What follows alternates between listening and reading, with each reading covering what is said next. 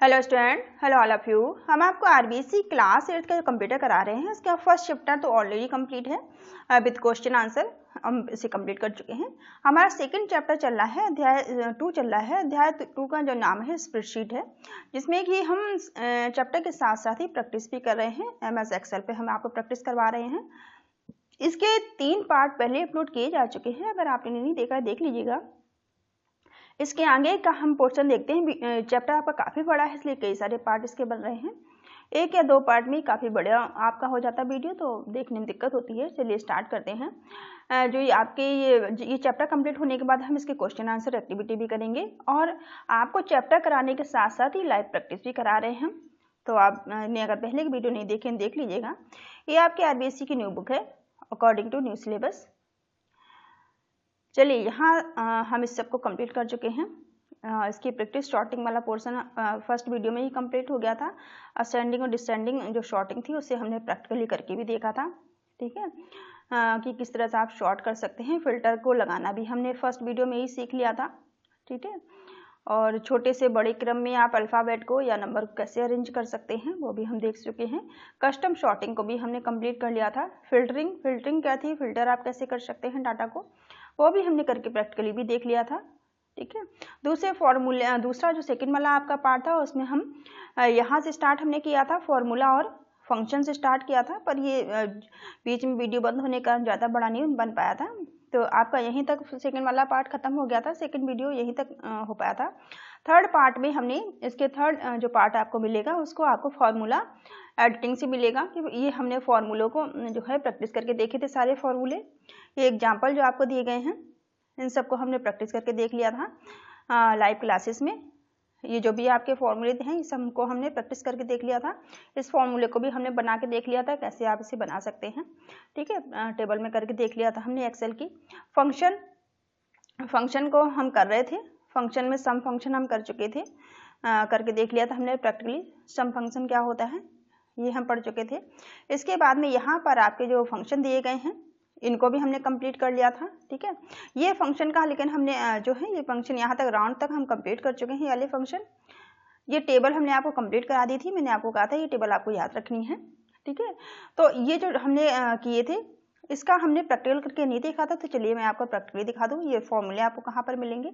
ये आपकी एक्सेल की सीट रही जिसमें कि हम आपको माइक्रोसॉफ्ट एक्सेल 2007 पे प्रैक्टिस करवा रहे हैं, ठीक है। तो यहाँ पर जो फॉर्मूले आपको कहाँ पे मिलेंगे, आप यहाँ पे फॉर्मूले में जाएंगे, ठीक है। फंक्शन, ये देखिए यहाँ पर फंक्शन दिया गया है। यहाँ पर कोई भी पहले आप वैल्यू एंटर कर लीजिए। मान लीजिए ये हम वैल्यू को कुछ डाल लेते हैं यहाँ पे, तभी आप कोई चीज़ अप्लाई कर पाएंगे। ये हमारा डाटा हो गया, ठीक है, ये आपका डाटा हो गया। ऑटो सम के लिए आप इन्हें एड्रेस लिखकर, जब जैसा हमने पहले वीडियो में बताया था आपको उस तरह से आप इसका एड्रेस लिखकर सम करा सकते हैं। और आप यहाँ से ऑटो सम का इस्तेमाल भी डायरेक्ट कर सकते हैं फॉर्मूले में। ऑटो सम के अंदर आपको क्या क्या चीज़ें मिलने वाली हैं, देखिए यहाँ पर एक टेबल ही ओपन कर लेते हैं हम इसकी। यहाँ पर सम मिल जाएगा आपको सम आप करा सकते हैं यहाँ पे पूरे डाटा का। देखिए हमने यहाँ पर सम करा दिया, सम होके आ गया यहाँ पर 57 आपका आ गया, सम हो गया। इसके बाद आप इसका क्या कर सकते हैं, हम इस डाटा का एवरेज निकाल सकते हैं, ठीक है। देखिए नीचे आपको एवरेज मिल गया, एवरेज निकाल सकते हैं हम इसका। उसके बाद में ऑटो सम से फिर आप काउंट कर सकते हैं, नंबर काउंट कर सकते हैं। देखिए 8 नंबर है आपको लिखकर यहाँ पे, देखिए आपको दिखाई दे रहा होगा। टेबल थोड़ी बढ़ा देते हैं ताकि आपको अच्छे से दिखाई पड़े। इसका साइज बढ़ा देते हैं।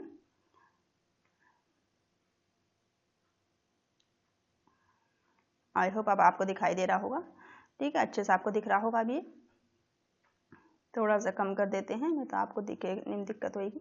देखिए, ठीक है। तो हमने यहाँ पर क्या क्या चीज़ें अप्लाई कर ली। फॉर्मूले के अंदर जाएंगे, फॉर्मूले में हमने ऑटो सम के अंदर जाके सम करना देख लिया, एवरेज को कर लिया, काउंट कर लिया, 8 नंबर थे। मिनिमम मैक्सिमम हमने पढ़ा था, तो मिनिमम मैक्सिमम में मैक्सिमम नंबर का मतलब क्या है, जो सबसे बड़ा नंबर है, ठीक है। सबसे बड़ा मैक्सिमम मतलब क्या हुआ, जो आपका सबसे बड़ा नंबर है वो 50, ये देखिए 57 है। सबसे बड़ा नंबर क्या है, 57 है। तो यहाँ पर इसने आपको सबसे बड़े नंबर में 57 दिखा दिया, ठीक है। जब हमने मैक्सिमम किया तो ये आपका 57 नंबर आ गया, ठीक है। जब मैक्सिमम कर रहे हैं 57 नंबर इधर आ रहा है। अब इन्हीं डाटा को हम आगे फंक्शन के परफॉर्म कर लेते हैं। फॉर्मूला के अंदर मैक्सिमम तक हमने करके देख लिया है। अब मिनिमम करके देख लेते हैं। मिनिमम का मतलब क्या है, देखिए यहाँ पे इसने नई टेबल बना दी, ठीक है।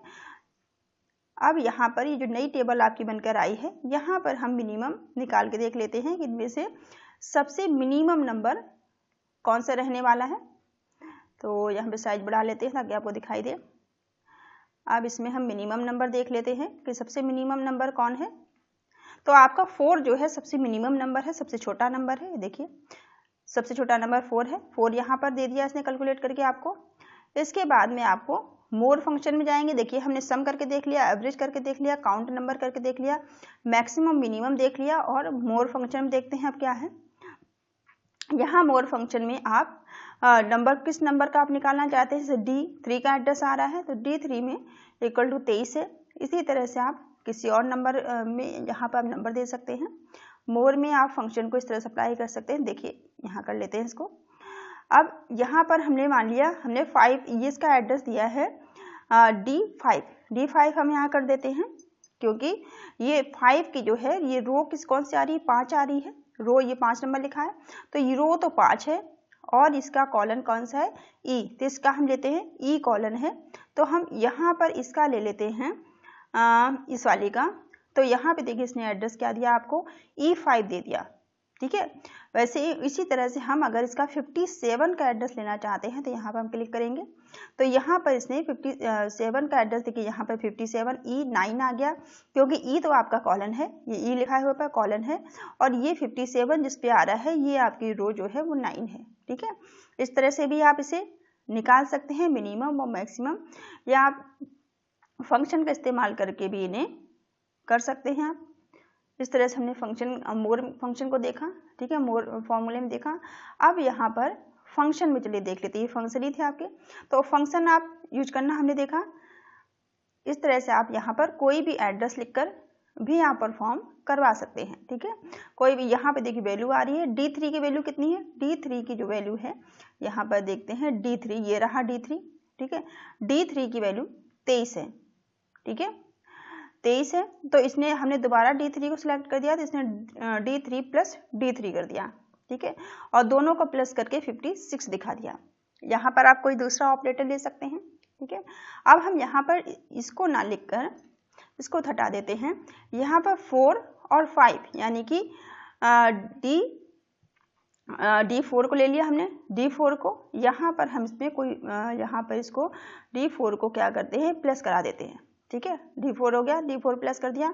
फिर हम इसको D5 ले लेते हैं, ठीक है। D4 और D5 को हमने जब प्लस कराया D4 में, आपका D4 ये 4 क्या है, रो है, और D क्या है, ये कॉलन है। तो D4 में 4 वैल्यू थी और D5 में 5 थी, ठीक है। तो दोनों किसने प्लस करके क्या कर दिया, 9 कर दिया, ठीक है। आप किसी और इसी तरह से आप प्लस की जगह मान लीजिए आपको मल्टीप्लाई अगर कराना है तो यहाँ मल्टीप्लाई करा दिए दोनों को। मल्टीप्लाई कराने के बाद यहाँ पर 20 आ गया, क्योंकि 4 मल्टीप्लाई किया इसने 5 से, 5 से किया, 4 और 5 मल्टीप्लाई आप करेंगे तो कितना आ जाएगा, 20 आ जाएगा, 20 आ जाएगा। तो इस तरह से भी आप फंक्शन को अप्लाई कर सकते हैं, ठीक है। फंक्शन को आप अप्लाई कर सकते हैं, रिजल्ट आपको यहाँ पे दिख रहा है। तो इस तरह से आप कोई भी फॉर्मूला लगा के यहाँ फंक्शन को भी अप्लाई कर सकते हैं, ठीक है। चलिए और देखते हैं। तो ये जो हमने देखे थे एवरेज, काउंट, मैक्सिमम, मिनिमम, ये सारे हमने देख लिए। अब चलिए आगे देखते हैं बुनियादी सूत्र और फंक्शन, यानी कि बेसिक फंक्शन, बेसिक फार्मूला और फंक्शन। स्टार्ट करते हैं आगे, वरना वीडियो जो है प्रैक्टिस करने में चला जाएगा। तो आगे स्टार्ट करते हैं यहाँ से। स्प्रेडशीट में डाटा दर्ज करने पर जो भी डाटा दर्ज करना हो उसकी मान को पहले से तय किए गए फॉर्मूले होते हैं या फंक्शन का उपयोग करके कैलकुलेट करने की क्षमता होती है। स्प्रेडशीट के अंदर जो है पहले से तय फॉर्मूले आपको पहले से दिए गए होते हैं, उनका उपयोग करके आप अपना कैलकुलेशन परफॉर्म करवा सकते हैं।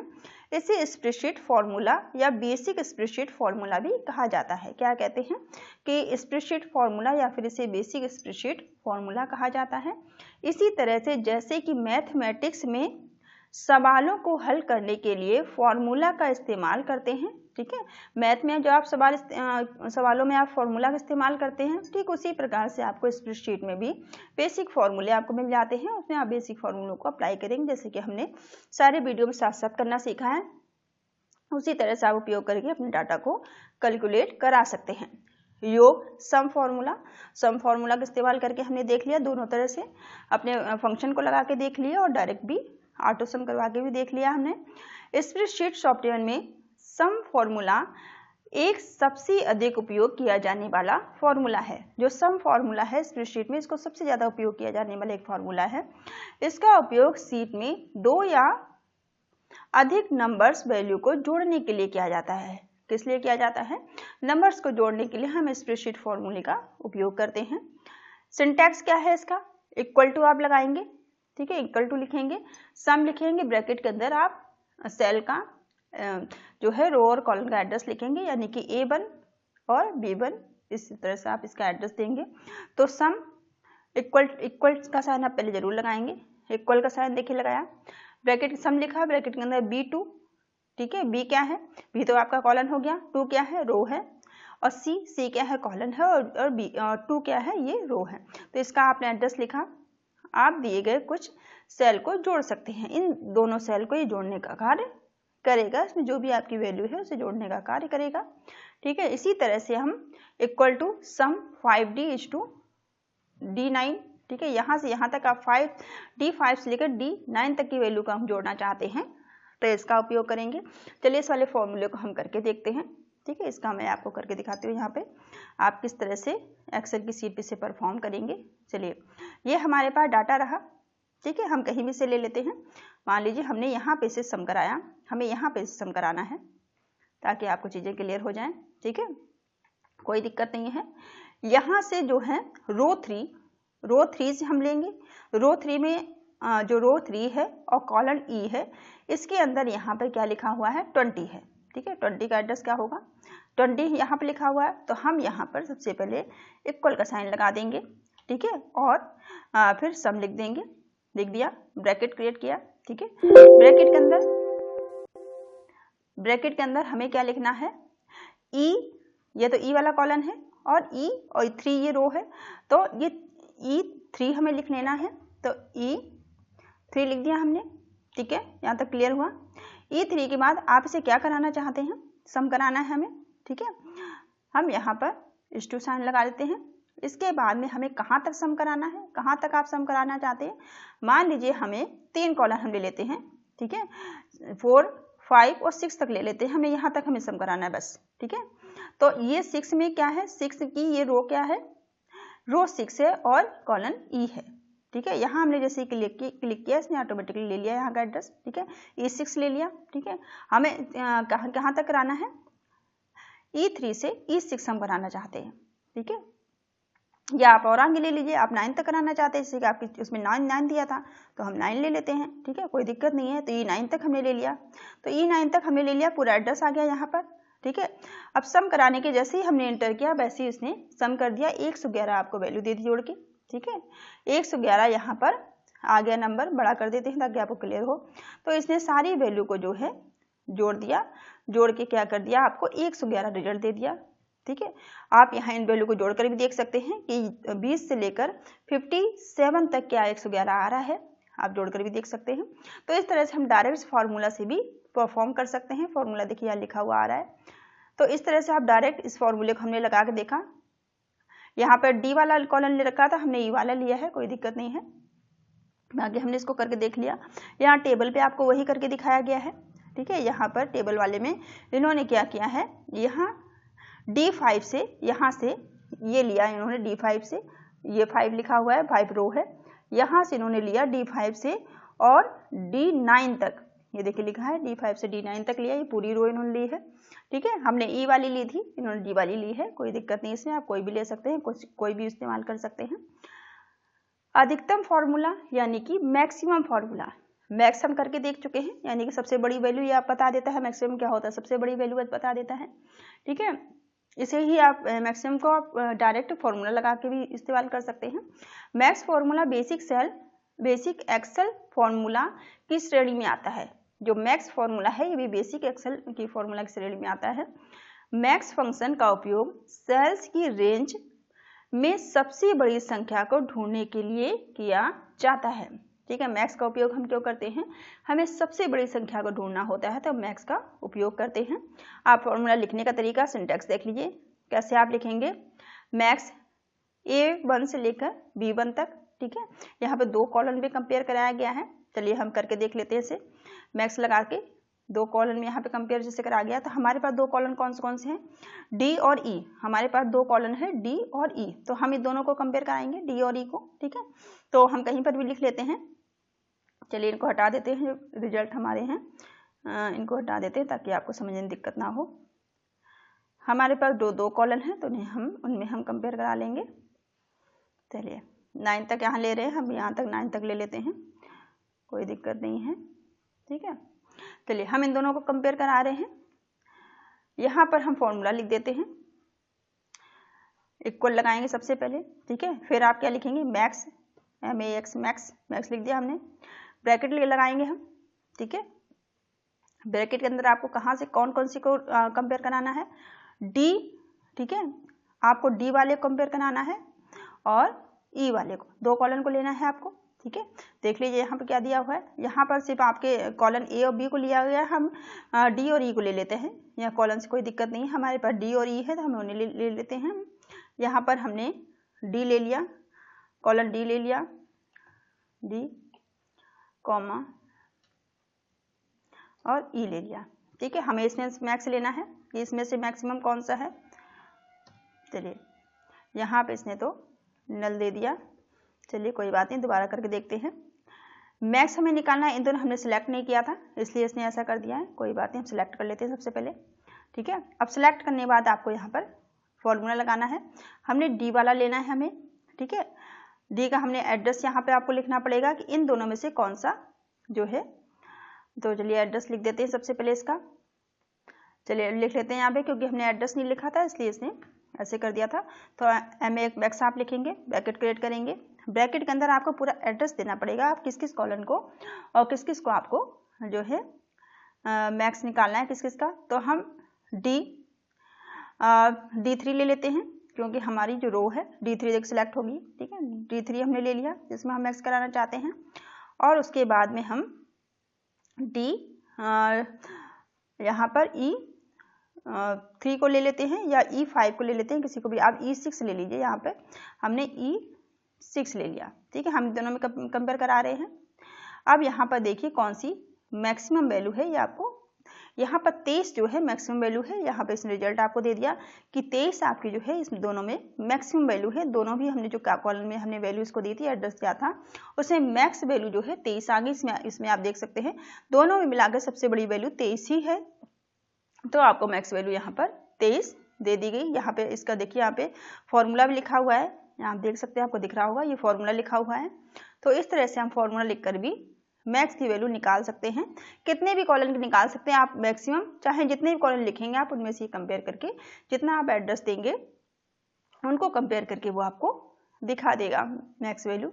आप इसी तरह कॉमा दे के और भी लिख सकते हैं। मैक्स फॉर्मूला देखिए वहीं यहाँ पे बता रखा है, मैक्स फॉर्मूला आप कैसे लिखेंगे मैक्स फॉर्मूला लिखना बता रखा है। न्यूनतम का नाम मिनी फॉर्मूला, इसे हम यूज करके देख चुके हैं। मिनी को भी ऑटो सम से आप कर सकते हैं, ऑटो सम को जो ऑटोमेटिक फॉर्मूले होते हैं जो प्री डिफाइंड है उनसे भी आप कर सकते हैं, जैसे कि हमने किया था। मिनी मैक्स हम कर चुके थे पहले भी। और फिर जिस तरह से हमने मैक्स का एड्रेस लिखा है वैसे ही आप मिनी का एड्रेस भी लिख सकते हैं, उसी तरह से इसे भी क्रिएट कर सकते हैं। मिनी को भी अपना फंक्शन बना सकते हैं। देखिए इस तरह से आप मिनी का भी फंक्शन बना सकते हैं। चलिए मिनी का फंक्शन बना के भी हम आपको दिखा देते हैं।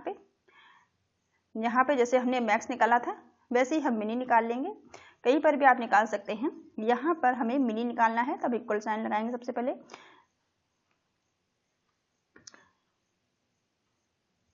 इसको पहले हटा देते हैं, ये फॉर्मूला लिख रहा है यहाँ पे। ठीक है, ये फॉर्मूला लिखना है, चलिए इसे लिख देते हैं हम।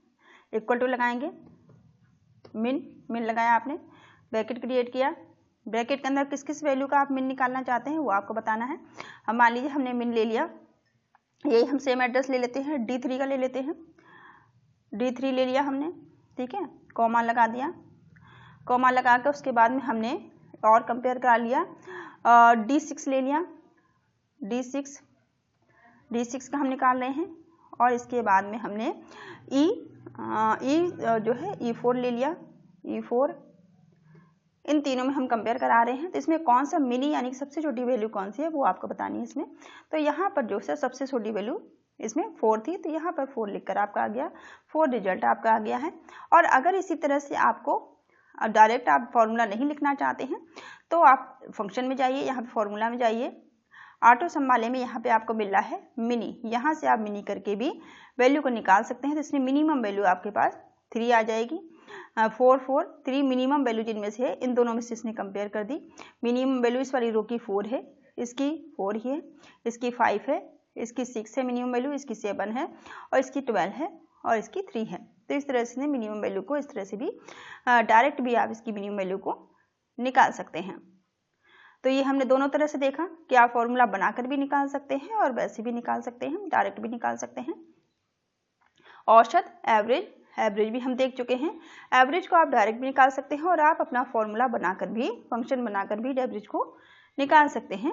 परसेंटेज जैसे आप निकालते हैं एवरेज फॉर्मूला स्प्रेडशीट में संख्याओं में एक समूह यानी कि औसत परसेंट निकालने के लिए उपयोग किया जाता है।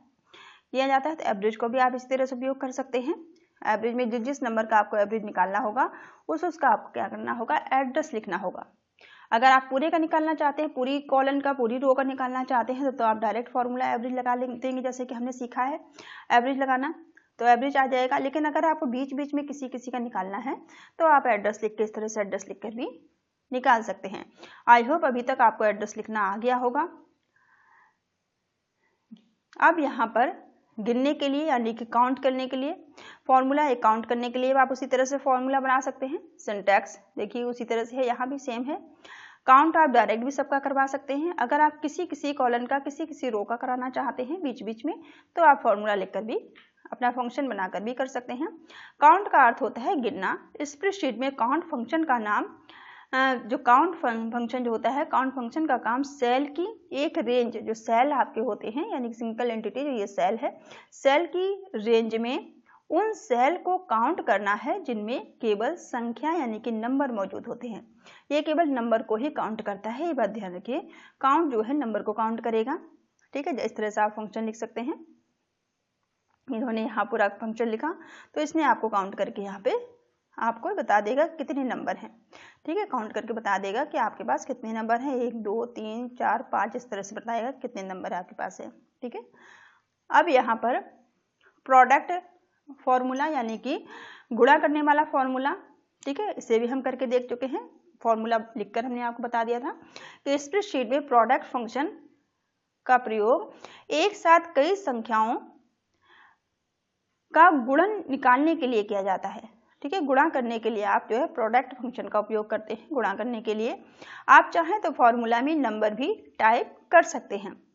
प्रोडक्ट के लिए यानी गुणा करने के लिए आप इक्वल लगाएंगे, प्रोडक्ट लिखेंगे। प्रोडक्ट बाद आपको वैल्यू 1 वैल्यू 2 जितनी वैल्यू का आपको गुणा कराना है उन वैल्यू को आप लिख देंगे। प्रोडक्ट फंक्शन यहाँ पर आपका अप्लाई हो जाएगा। एग्जाम्पल भी देख लेते हैं हम इसके। एग्जाम्पल में देखिए आप उसी तरह से लिखेंगे, प्रोडक्ट को इस तरह से लिखेंगे। चलिए हम लिख के देख लेते हैं प्रोडक्ट फंक्शन को। यहाँ पर मान लीजिए हमें इन दोनों का प्रोडक्ट कराना है, इसका और इसका, ठीक है। तो हम यहाँ पर इन दोनों का प्रोडक्ट कराना चाहते हैं, तो यहाँ सबसे पहले हमें लिखना होगा प्रोडक्ट, ठीक है। प्रोडक्ट फंक्शन लिखा हुआ आ जाता है ऑलरेडी। इक्वल लगाएंगे आप, प्रोडक्ट लिखिए सबसे पहले, ठीक है। प्रोडक्ट लिखा, ब्रैकेट लगाएंगे आप। ब्रैकेट के अंदर किस किस नंबर को आपको प्रोडक्ट कराना है उसे आप लिखेंगे। मान लीजिए हम 4 का ले लेते हैं, D4, इसका एड्रेस ले लिया हमने D4, देखिए सिलेक्ट हो गई रो, ऑलरेडी ब्लू से सिलेक्ट हो रही है। S2 और किसका आप कराना चाहते हैं, मान लीजिए लास्ट में इसका हम कराना चाहते हैं, इसका D4 और D9 का हम कराना चाहते हैं, ठीक है। D9 में 3 है तो D9 हमने यहाँ दोनों का एड्रेस ले लिया, ठीक है। ये आपका एड्रेस आ गया। D4 D9 एड्रेस ऊपर भी लिखा हुआ आ रहा है, देखिए इस तरह से आप फॉर्मूला लिख सकते हैं, फंक्शन बना सकते हैं। जैसे आप इसे एंटर करते हैं तो आपका जो है यहाँ पे कुछ गलत हो रहा है, तो इन दोनों का क्या है, प्रोडक्ट लिखकर जैसे आप इसे एंटर करते हैं वैसे इनका प्रोडक्ट लिखकर आ जाता है। ठीक है, तो आप फॉर्मूला कैसे बनाएंगे, इक्वल, आपको सबसे पहले इक्वल लगाना है, उसके बाद आपको प्रोडक्ट लिखना है। ठीक है, उसके बाद आप प्रोडक्ट लिखेंगे, प्रोडक्ट लिखने के बाद आप ब्रैकेट क्रिएट करेंगे, ब्रैकेट के अंदर जिसका आपको प्रोडक्ट कराना है वो आप क्या करनी है, उसका एड्रेस लिख देना है। ठीक है, और उसके बाद एक एड्रेस लिखेंगे, आप उसको *2 लगाएंगे, *2 के बाद आप दूसरे सेल का एड्रेस लिख दीजिए जिसको भी आप प्रोडक्ट कराना चाहते हैं। ठीक है, तो यहाँ पर ठीक है, ये देखिए आपका सिलेक्ट होगी रेंज। अब इन यहाँ से यहाँ तक जितनी रेंज सिलेक्ट है उसका ये क्या करेगा, प्रोडक्ट आपको निकाल के दे देगा। ठीक है, आई होप ये फॉर्मूला लगाना आपको क्लियर हो गया होगा। यहाँ पे फॉर्मूला लिखा हुआ आ रहा है, तो इस तरह से आप फॉर्मूला इसका लिख सकते हैं। चलिए आगे देख, ठीक है, तो ये आपको क्लियर हो गया होगा। चलिए आगे देखते हैं। अब आपका नाउ फॉर्मूला आ गया। नाउ फॉर्मूले में हम क्या करेंगे, स्प्रेडशीट में नाउ फॉर्मूले की सहायता से वर्कशीट पर वर्तमान दिनांक और समय प्रदर्शित कर सकते हैं। दिन और समय लिखने के लिए आपको नाउ फॉर्मूले का उपयोग करना होगा। नाउ का सिंटैक्स कैसे है, यहाँ पे देखते हैं सिंटैक्स आपका नाउ आप कैसे लिखेंगे। चलिए लिखकर देखते हैं इसे। यहाँ पर जहाँ पर भी आपको डेट और टाइम दिखाना है तो आप इक्वल टू का साइन सबसे पहले लगाएंगे। देखिए इक्वल टू का साइन लगाएंगे, उसके बाद में नाउ लिखकर ब्रैकेट लिखेंगे। ठीक है, हम आपके साथ साथ ही करके देख लेते हैं। यहाँ पर आप मान लीजिए कि हमने इक्वल का साइन लगाया, ठीक है, फिर नाउ लिखा, नाउ लिख दिया, और फिर इन्होंने ब्रैकेट लगाया था, हमने ब्रैकेट लगा दिया। ठीक है, तो यहाँ पर देखिए आपकी डेट लिखी हुई आ गई। जैसे हमने इसको इंटर किया वैसे ही यहाँ पर आपको डेट शो होने लगी। इसकी साइज बढ़ा देते हैं, साइज बढ़ा के देख लेती है ताकि आपको दिखाई दे अच्छे से। ये देखिए 12/8/2026 ये डेट आ गई और ये आपका टाइम आ गया। तो डेट और टाइम के लिए हम नाउ फॉर्मूले का उपयोग करते हैं। ठीक है, नाउ फॉर्मूला हमने लगाना देख लिया कि आप किस तरह से नाउ फॉर्मूले का उपयोग कर पाएंगे अपने डाटा में। अब 2D फॉर्मूला, 2D फॉर्मूला का क्या काम होता है, स्प्रेडशीट में 2D फॉर्मूला की सहायता से आप वर्कशीट पर वर्तमान दिनांक को प्रदर्शित कर सकते हैं। आज की डेट अगर आपको दिखानी हो, वर्तमान दिनांक दिखाना हो, तो आप किस फॉर्मूले का उपयोग करेंगे, 2D का फॉर्मूले का उपयोग करेंगे जिसका सिंटैक्स कुछ इस तरह से है। तो चलिए 2D फॉर्मूला लगा के देख लेते हैं। 2D फॉर्मूला कहीं पर भी आप लिख लीजिए, इसको यहाँ मैं लिख देती हूँ आपके लिए, इसको हटा देते हैं। इक्वल लगाने के बाद 2D, ठीक है, 2D फॉर्मूला लगाया हमने, 2D लिख दिया। तो यहाँ पर क्या होगा, आपको आज की जो है डेट आ जाएगी, आपको आज की डेट। देखिए जैसे ही आप 2D फॉर्मूला लिखेंगे, अब 2D लिखने के बाद जैसे ही आप इसको एंटर करते हैं, हमने यहाँ पे इसको एंटर किया तो ये देखिए आपको आज की डेट लिखी हुई आ गई। अगर आपको केवल डेट दिखानी है तो आप 2D फॉर्मूले का उपयोग करें। यहाँ पे दिखाई दे रहा होगा, साइज बढ़ा देते हैं इसकी ताकि आपको दिखाई दे। कई बार यहाँ पे लाइन लाइन लिखी आ जाती है, जब आपकी ये जो सेल है उसकी साइज अगर कम होगी तो कई बार ये जो है इसके साइन जैसे दिखने लगते हैं, तो उसे परेशान मत होना, इसकी सेल की जो है सेल की साइज आप बढ़ा लेना। ठीक है, चलिए आगे देखते हैं अब कौन से फॉर्मूले बचे हुए हैं अभी आपके। यहाँ पे देखिए 2D फॉर्मूला वही आपको उपयोग करके बताया गया है कि आप कैसे लिखेंगे अपनी शीट पर। वर्कशीट में फॉर्मूला क्या है, अब वर्कशीट में फॉर्मूले क्या है यहाँ से देखते हैं कितना अभी बचा हुआ है आपका। अभी भी काफ़ी पोर्शन आपका बचा हुआ है, इसको अगर कवर करेंगे तो वीडियो बहुत बड़ा हो जाएगा, आधे घंटे की वीडियो वैसे ही हो रहा है ऑलरेडी। तो इसको यहीं तक रखते हैं, नेक्स्ट पार्ट में हम इसके यहाँ से इसको जो है वर्कशीट में जो है फॉर्मेटिंग क्या है ये इसको हम देखेंगे आगे नेक्स्ट वीडियो में। तो यहाँ तक इसको रखते हैं। इसका आगे का आप 5वां पार्ट देखिएगा आगे के लिए, क्योंकि आधे घंटे का वीडियो हो रहा है, फिर वीडियो बड़ा हो जाएगा। तो चैप्टर काफ़ी बड़ा है आपका, इसलिए कई पार्ट बन रहे हैं। आपको वीडियो कैसे लग रहे हैं कमेंट करके ज़रूर बताइएगा। वीडियो पसंद आ रहे हों तो लाइक करिए इन्हें, और लोग अपने स्टूडेंट अपने जो भी आपके साथी हैं उनके साथ इनको शेयर करिए वीडियो को। Thank you all of you, thank you for watching.